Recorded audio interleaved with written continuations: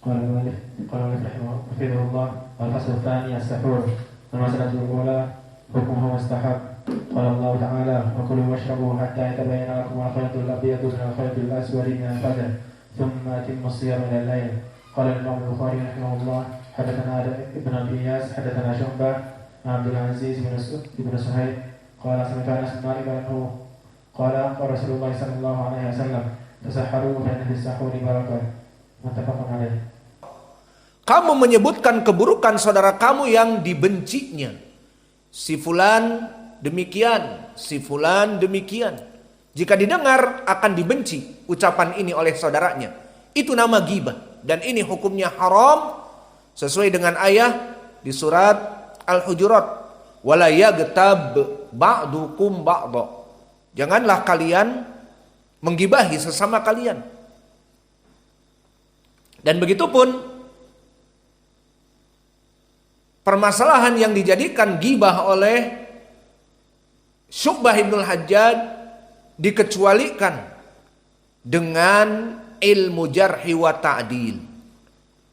Apakah seseorang yang memegang ilmu jarhi wa ta'dil dikecualikan dari ghibah? Asalnya kita katakan ghibah haram. Namun karena di dalam ilmu hadis banyak muhadisin yang pemalsu hadis. Banyak muhadisin yang mengaku punya ilmu hadis tetapi dia tidak mempunyai hafalan yang kuat. Kacau hafalannya. Dan mempunyai ilmu hadis katanya tetapi dia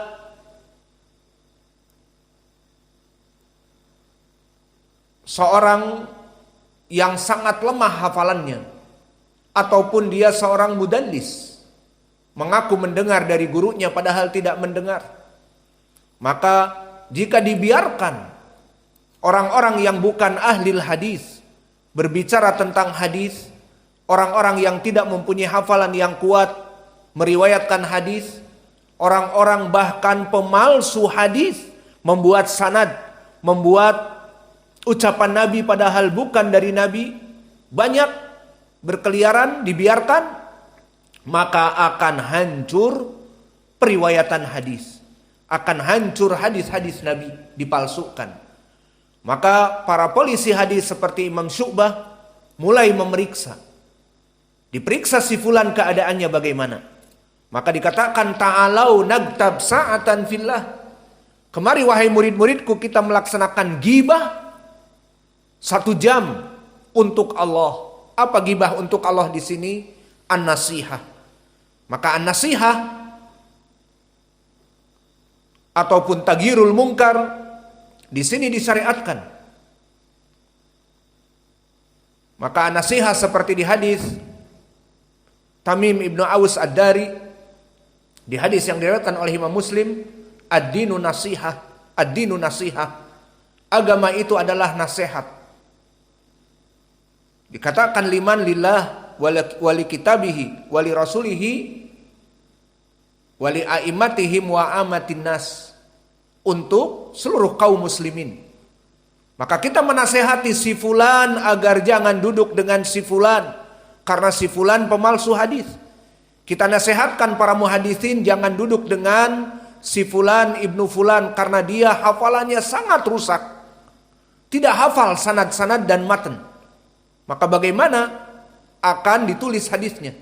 Dan jangan meriwayatkan dari si fulan mudallis, kecuali dia mengatakan sami'tu dan akhbarona dan amba'ana dan haddatsana. Kalau an ditolak hadisnya. Maka ini adalah nasihat. Allah berfirman juga, wal takum minkum ummatu yad'una ilal khair wa ya'muruna bil ma'ruf wa yanhauna 'anil munkar wa ulaika humul muflihun. Maka bagi mereka harus ada dalam suatu kaum orang-orang yang menyeru kepada kebaikan dan mencegah dari kemungkaran dan menjelaskan kedudukan si fulan dhaif, si fulan dajjal, si fulan penipu hadis, pemalsu hadis, pencuri hadis. Maka itu semuanya adalah masuk kepada taghirul munkar. Maka dari pendalilan nasihat tadi dijadikan pendalilan oleh ahlu sunnah as-salafiyah. Para ulama beristidlal dengan hadis-hadis ini juga bolehnya kita mencela seorang muslim dari kelompok ahlul bid'ah agar menjauhi metode dakwahnya, agar menjauhi kebid'ahannya, agar menjauhi apa yang ada darinya. Tapi dia akan mengajarkan Al-Quran dan Sunnah, naam, namun telah menyeleweng, naam, namun minal mumayyi'in, dari orang-orang yang lemah lembut kepada kelompok ahlul bid'ah, maka boleh dijarah, naam. Maka dijarahlah fulan ibnu fulan karena dia demikian dan demikian. Maka dijarahlah syekh fulan, jangan duduk dengannya karena dia mubtadi', karena dia sesat, karena dia agamanya menyeleweng dan sebagainya. Maka inilah yang dilakukan dulu oleh Imam Syu'bah Ibnul Hajjaj tentang permasalahan penjelasan dari beberapa perawi hadis agar disebutkan keburukannya dan jangan duduk dan meriwayatkan hadis darinya. Maka dia dilakobi dengan Amirul Mukminin fil hadis, dan juga disebutkan dengan awal man fattasya fi Iraq minar rijal, orang pertama yang melaksanakan pemeriksaan dari ilmu hadis di Irak. Kemudian kita masuk kepada rawi yang berikutnya, Abdul Aziz ibnu Suhaib. Maka dia adalah Abu Hamzah Al-Bunani, dan Al-Bunani seperti Thabit ibnu Aslam Al-Bunani, maka dia dari Al-Basri Al-Bunani. Maka dia rawi yang thiqah, telah dithiqahkan oleh Ahmad ibnu Hanbal dan Ahmad ibnu Shu'aib An-Nasai, dan juga Syu'bah ibnul Hajjaj menyebutkan asbat min Qatadah. Dia sangat kuat periwayatannya dari Qatadah. Dan berkata Muhammad ibnu Sa'ad Al-Waqidi,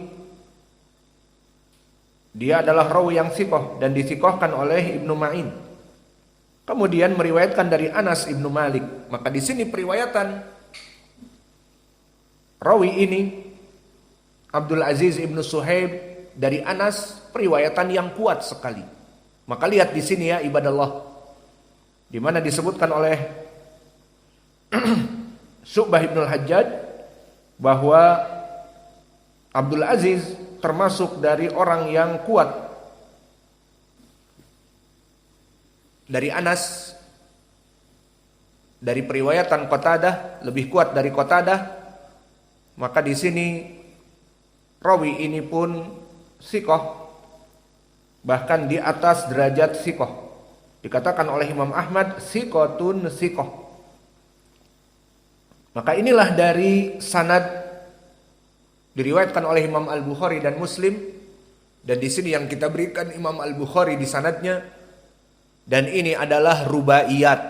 Dinamakan rubaiyat karena sanadnya pendek, hanya 4 rawi. Maka sanad yang terpendek dari Imam Al-Bukhari adalah rubaiyat di sini, 4. Karena memang Imam Al-Bukhari kepada Nabi akan bertemu 4 sanad. Adapun seperti yang di atasnya Imam Al-Bukhari seperti Imam Malik, maka bisa jadi sulasiyat, seperti dia meriwayatkan dari Nafi' an Ibni Umar, dari Malik, dari Nafi', dari Ibnu Umar.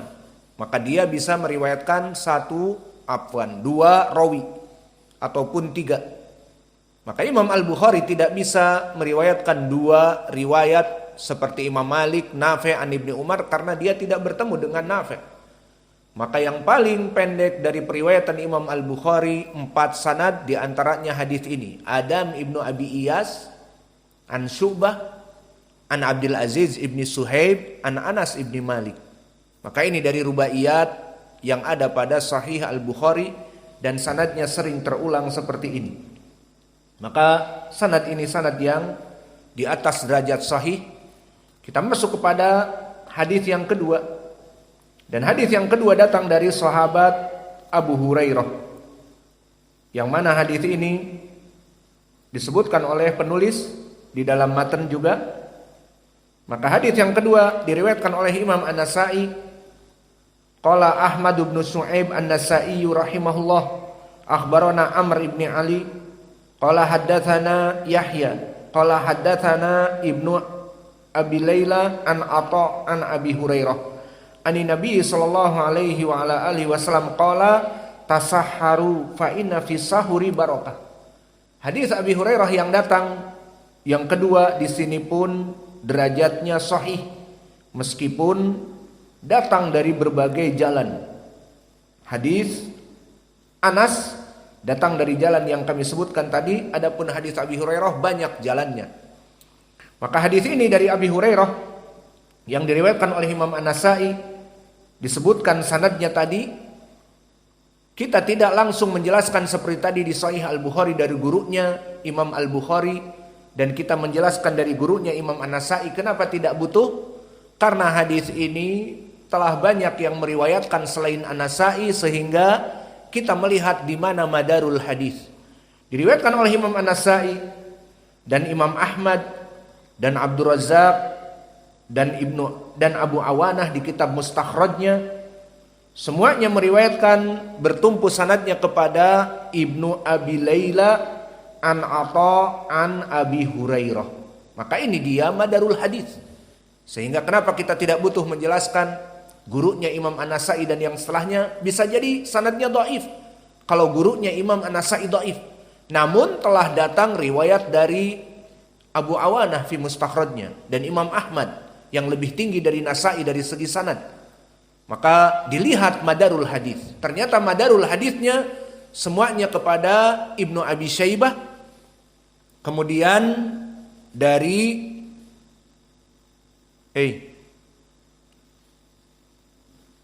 baterainya banyak ini. Dari Imam Ibnu Abi dari Ibnu Abi Laila fi Batariyah. Meriwayatkan dari Atha dan yang diinginkan Atha Ibnu Abi Rabah dari Abi Hurairah. Huwa wala aula, tamam. Entabih ida batariyah, mungkin mawjud batariyah. Ada baterainya. Wa hada sanad barakallahu fikum dhaif. Walau kana Atha huwa Ibnu Abi Rabah imam, namun Ibnu Abi Laila di sini rawi yang dhaif. Maka Ibnu Abi Laila namanya Muhammad Ibni Abdurrahman Ibnu Yasar. Muhammad Ibni Abdurrahman Ibnu Yasar yang masyhur dengan Ibnu Abi Laila. Muhammad Ibnu Abdurrahman Ibnu Yasar ma'ruf dengan Ibnu Abi Laila.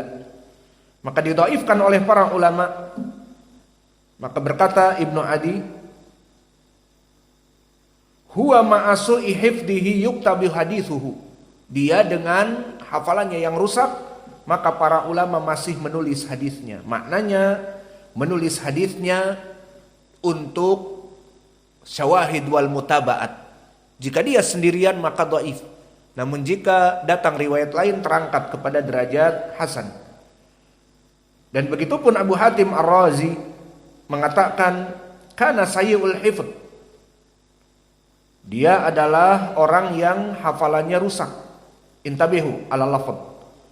Syaghala bil qada fasa'a hifdhuhu. La yatahimu bi syai'in minal kadhib. Innama yunkiru alaihi kasratul khata'. Yuktabu hadithuhu wa la yuhtaju bihi.